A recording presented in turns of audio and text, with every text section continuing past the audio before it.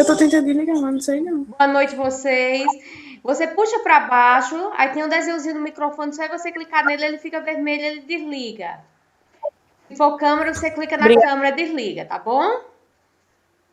obrigada, professora. Nada. Boa noite a todos, gente. A gente vai discutir as questões, né? Eu queria chamar a atenção para vocês somente o seguinte, tá bom? Não sei se vocês já perceberam, e eu deixo um roteirozinho para vocês de estudo. Eu vou fechar o seu microfone, viu, Letícia? Não tenho como fazer isso Tá aqui, tá certo. bom? Depois, na hora da discussão, eu reativo, tá bom? Olha só, gente. Então, eu acho que vocês já perceberam que eu deixo para vocês, tá certo? Toda semana, o que a gente chama de roteiro. Lá no roteiro, o que é que eu sugiro? Eu sugiro a vocês que deixem para realizar as atividades nas sextas-feiras. Não é isso? Porque eu peço para que vocês realizem as atividades nas sextas-feiras. Porque como nós temos live na quinta e a gente discute as questões, então se torna mais impossível que alguém zere, né? Certo? Eu vou dividir aqui com vocês a tela do meu computador, tá bom? Para a gente discutir as questões dessa semana, tá bom?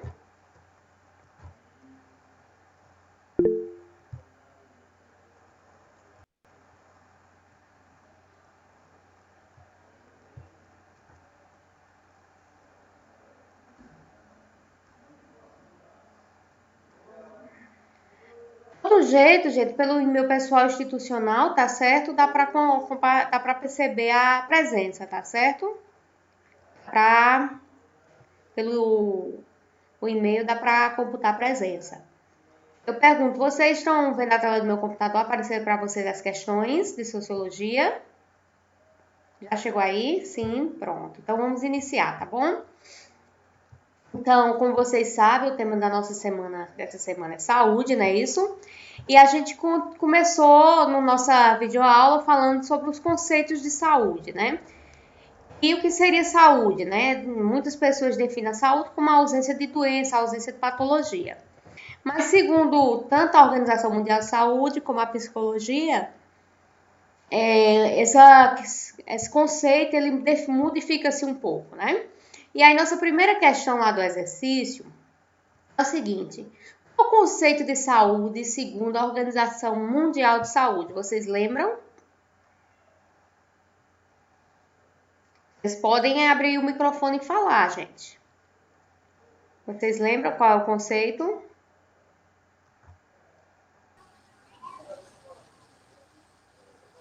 Hein, gente? Vamos então discutir, tá bom?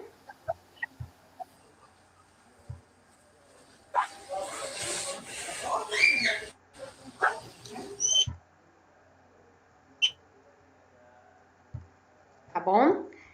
Olha só. A saúde, tá bom?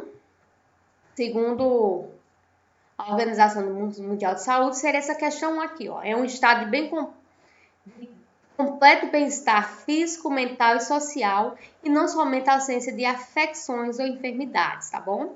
Ou seja, o contexto de saúde para a Organização Mundial de Saúde, ele vai além, tá certo? Do campo físico, tá bom? E aí entra também no campo social e no campo psicológico, tá bom? Então seria a questão A.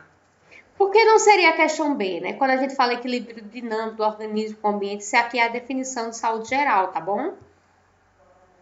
Certo? Quando a gente fala que a saúde é definida como bem-estar psicossocial, espiritual e ecológico, aqui a gente está dando o conceito segundo a psicologia. Quer fazer perguntas? Pode perguntar.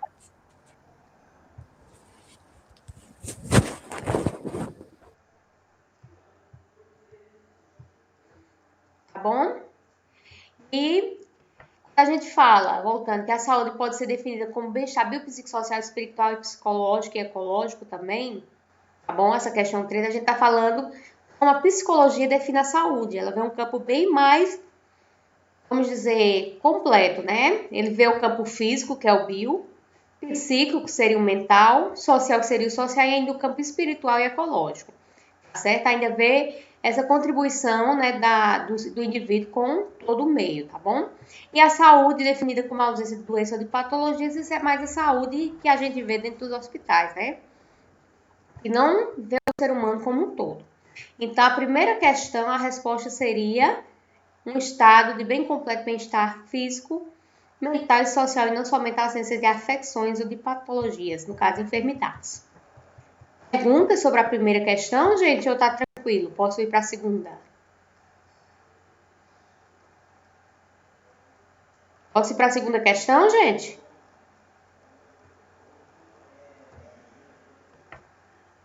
Ok.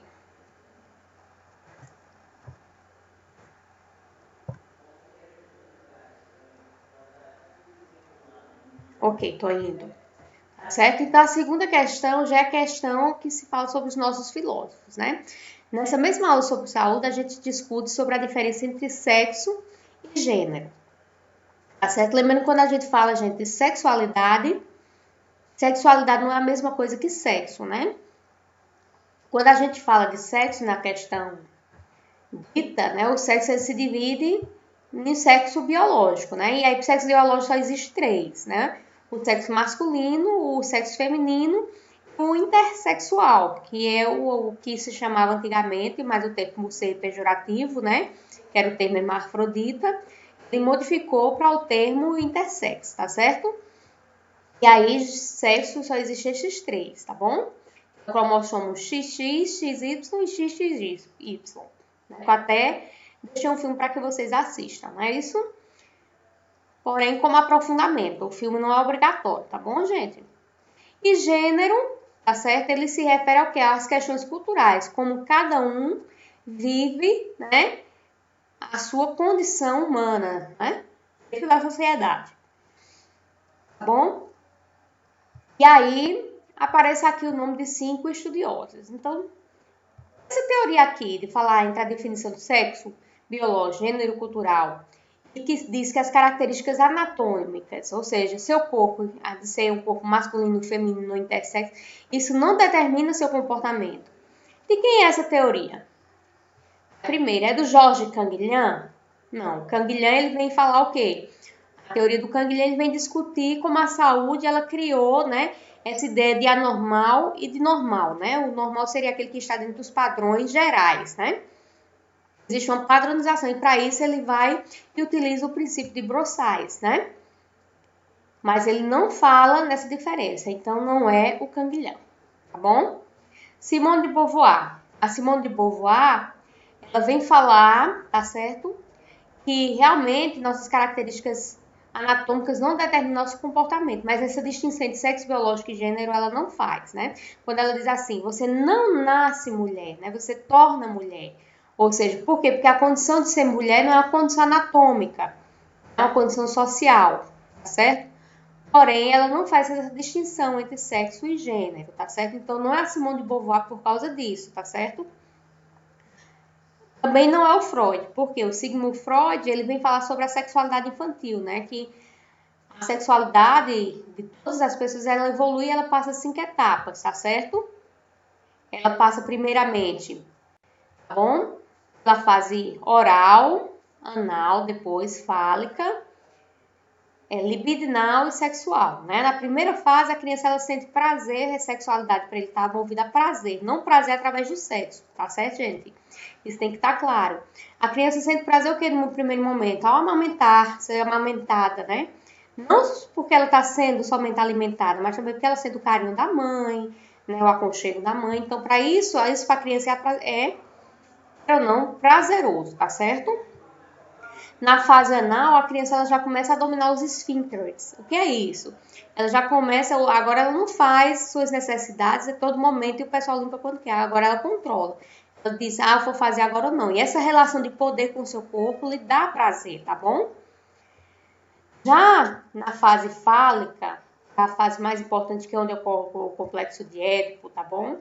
A história lá do Édipo Rei, da filosofia, é quando a criança ela começa a competir, né, com seu pai pela sua mãe pela atenção do sexo oposto. Ou seja, vamos dizer, quem é menino vai competir com o pai pela atenção da mãe. A menina vai competir com a mãe pela atenção do pai, né? Isso é o que o Freud chamou de complexo de Édipo, tá certo? E aí é importante o papel da mãe e do pai para cortar esses dados. E é nessa fase, por que essa fase é a mais importante, segundo Freud? Porque é nessa fase onde se forma a estrutura psicológica do indivíduo, onde o indivíduo vai se formar neurótico, psicótico ou perverso, tá bom? Aí o Michel Foucault, que já é o da nossa terceira questão, ele já vem discutir o quê? Ele já vem discutir corpo, sexualidade como as disciplinas, né? Ou seja, as ciências, não só as ciências médicas, educacionais, mas toda a ciência, através de uma relação de saber e poder, ela começa a controlar o nosso corpo. Isso é Michel Foucault, tá certo? E a gente chega realmente na nossa resposta, né? A teoria de cima é a teoria da Judith Butler, né? Ela que realmente ela faz essa distinção entre sexo e gênero e diz que as características anatômicas não determinam os nossos comportamentos, o que é verdade, né, gente? E aí ela foi muito criticada ultimamente pelos o pessoal das igrejas protestantes, né? Porque o pessoal dizia que ela vinha, de certa forma, influenciar a homossexualidade, em momento algum. O que ela quis dizer é o seguinte, que hoje em dia, quando a gente pensa na nossa sociedade há um tempo atrás, bom, que era uma sociedade patriarcal, a gente sabe o quê? Que as definições de papéis masculinos e femininos eram muito fechadas, né? Antigamente os homens trabalhavam fora, mulheres cuidavam da casa e dos filhos. Hoje não, hoje tem pais que cuidam da casa e dos filhos, mulheres que trabalham fora, né? Às vezes até o trabalho de casa é dividido entre mulher e homem, né? E aí são essas características sociais que vêm, de certa forma, determinar nosso comportamento. Isso não vai determinar, claro, nossa identidade sexual, tá certo, gente? Identidade sexual não tem nada a ver com sexo nem com gênero, tá lá na nossa aula, né? Identidade sexual é aquilo que você escolhe, como você escolhe viver sua sexualidade, se é heterossexual, homossexual, bissexual, tá certo? É diferente, tá certo?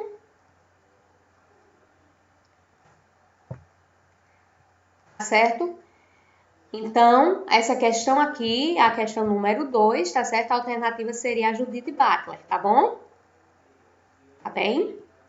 E vamos para a nossa última questão. Como o vídeo vai ficar salvo, gente, né? Depois no YouTube, eu boto lá na plataforma. Quem entrou atrasado, ele depois vai assistir, tá certo? E aí a gente vem para a última questão que eu acredito que era a questão mais difícil, tá bom? A questão sobre o Michel Foucault. Ele vem aqui falar no primeiro momento, certo? A teoria do Michel Foucault e vem perguntar qual dessas imagens abaixo não corresponde à teoria do Michel Foucault. No caso, eu quero a resposta que não corresponde, né? Então, vamos lá. O Michel Foucault contribuiu significativamente às ciências sociais, principalmente nos estudos de poder. Para Foucault, né, ele é aquele estudioso que ele diz que em todas as relações sociais existem relações de poder. Então, ele também buscou compreender como o corpo humano, ao longo do tempo, se tornou um espaço onde diferentes modalidades, onde o poder e o saber atuam. Quando ele diz diferentes modalidades, ele fala em qualquer instituição que tenta dominar o corpo das pessoas, tá certo?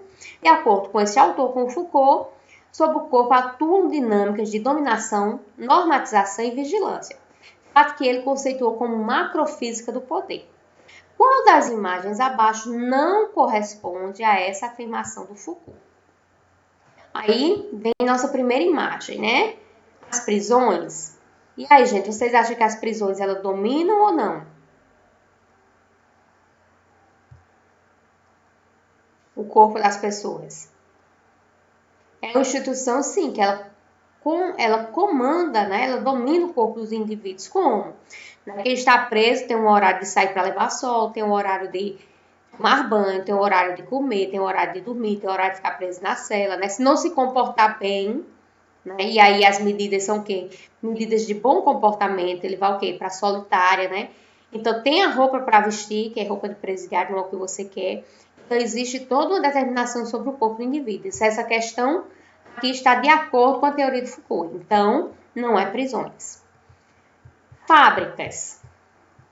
Fábricas, da mesma forma que as prisões, ela também controla os indivíduos, né? A hora que você chega para trabalhar, a hora que você sai, a roupa que você veste, o local que você vai trabalhar, o espaço que trabalha, a hora que você sai para comer, se alimentar, né?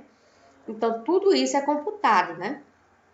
Até o cartãozinho de presença, né? Que hoje em dia o pessoal faz, que é a ficha de ponto, né? Então, tudo isso também é controlado, sob vigilância, né? Se você não está trabalhando, também chega quem? Os seus supervisores para reclamar.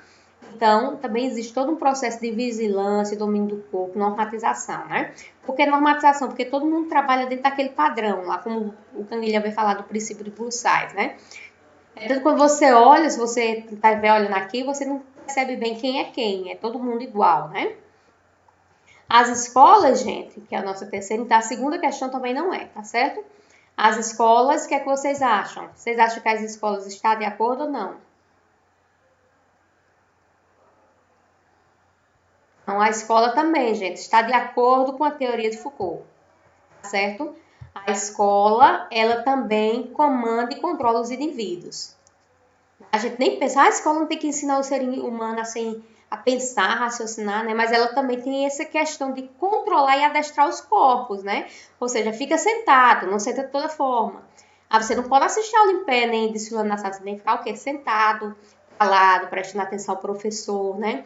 As cadeiras em fileiras para quê? Para ficar mais fácil do professor tá vigiando, tá olhando para todos, né? Porque quando você tá sentado, o professor tá olhando quem tá lá, quem não está.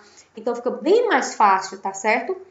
Para o professor controlar, né? E aí quando os alunos têm o quê? Vem de farda, tem hora de comer, tem hora de chegar, tem hora de sair. Quando eles não se comportam, eles são punidos, né? Porque os professores têm o quê? Esse poder sobre os alunos, de certa forma, né? Se o aluno se comporta, ele é punido, faz uma atividade mais difícil, uma prova mais difícil. Então, a escola também está dentro da teoria que o Foucault falou, tá bom?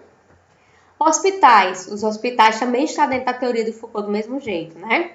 Ele controla o corpo das pessoas, o horário que vai tomar o banho de leito, acorda os doentes para tomar remédio, hora de comer, né? Hora de trocar de roupa, trocar os lençóis da cama. É isso. Hora de fazer, às vezes você não quer fazer um procedimento invasivo, uma injeção, uma coisa ou outra, mas se você está no hospital, você faz.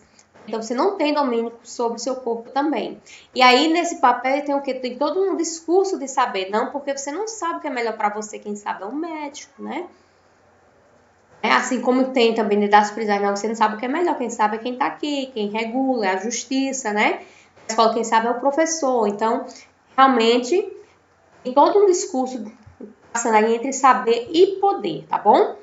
E aí a gente pergunta, festas, existe domínio sobre as pessoas na festa, gente? As pessoas podem chegar na hora que quer da festa, usar o que quer, comer o que quer, né? Esse daqui não tem o domínio que o Foucault faz. A resposta é festas aqui, né? O pessoal é bem mais livre. A igreja também é uma instituição que controla as pessoas, né? Se você for pensar na religião cristã, não só a religião cristã, mas todas as religiões, mas vamos citar o cristianismo, uma vez que no Brasil a maioria são cristãs, é mais fácil de entender. Então, o que é que acontece? Dentro da igreja tem todo um horário de você sentar, de você ficar em pé, de se ajoelhar, de cantar, né? De ler a palavra, de ouvir a palavra, de ouvir o pastor falar, o padre falar, de comungar, né? Então, existe um momento para tudo. Né? Então, tudo isso é o que? O controle sobre o corpo. E aí existe o controle também das confissões, né?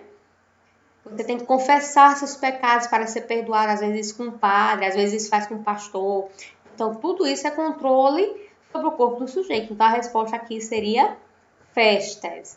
Aí eu pergunto a vocês, gente, agora que a gente discutir as três questões. Quem entrou atrasado vai ficar salvo e vocês podem assistir depois. Aí eu pergunto alguma dúvida, gente? Eu vou parar a apresentação, tá bom? Alguma dúvida ou não?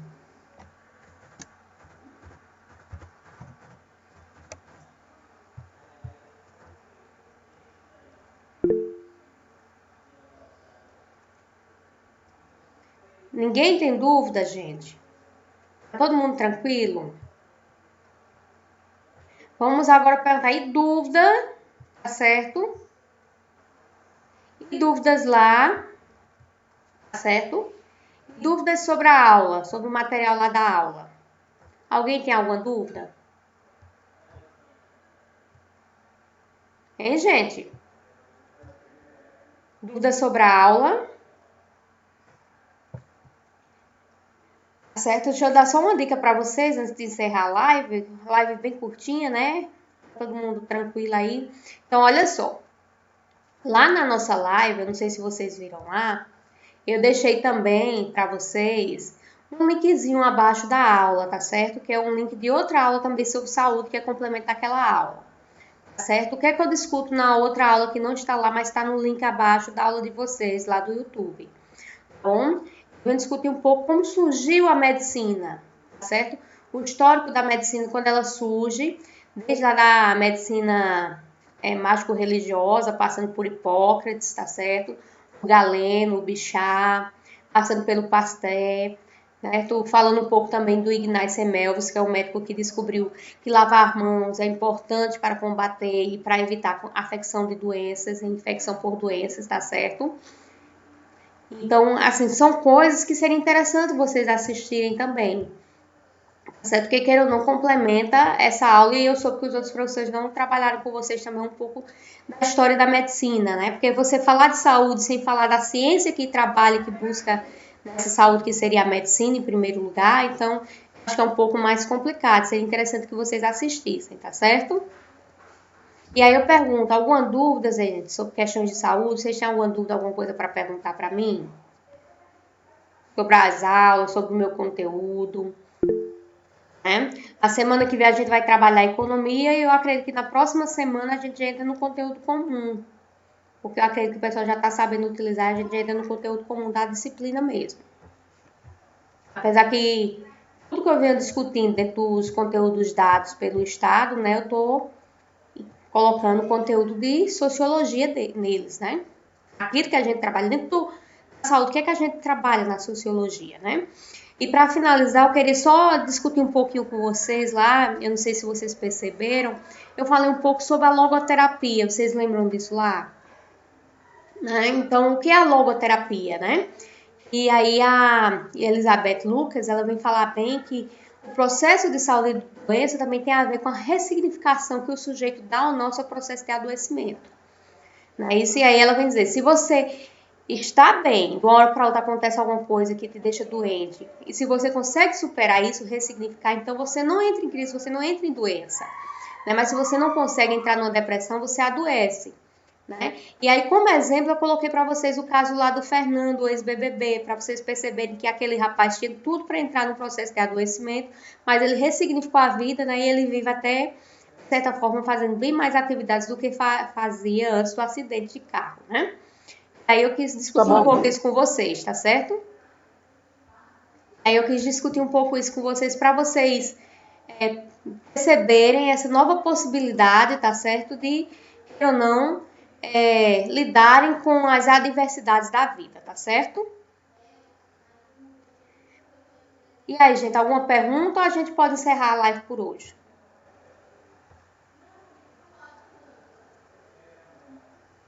Podemos encerrar ou não? Ou alguém tem alguma pergunta? Tá certo. Então, boa noite, gente. Ficamos por aqui, né? Tá certo? Ficamos por aqui até a próxima aula, né?